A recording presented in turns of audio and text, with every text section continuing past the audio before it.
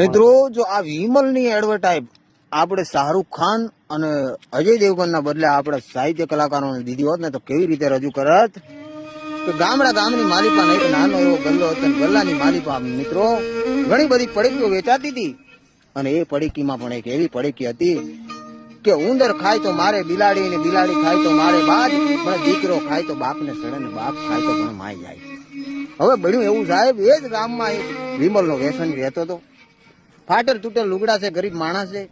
અને એક દિવસ બન્યું એવું સાહેબ અડધી રાતનો ગદર ભાંગ્યો છે અને એ માણસ ઉભો થઈને ઝબકીને જાગીને જોયું તો ખિસ્સામાં સાહેબ વિમલ નથી એને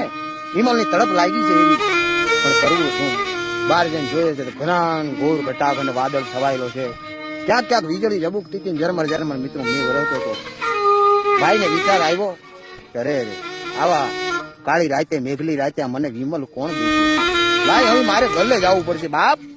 એટલે ગલ્લે ઉપડ્યો સાહેબ ઘોડીને અસવાર થઈ ધીમે ધીમે બાગડતા ઘોડી લઈને ભાઈ ગલ્લે પહોંચ્યો હતો અને ગલ્લા વાળા ભાઈ ને કીધું ભાઈ પડેકી દે ને મારા બાપ.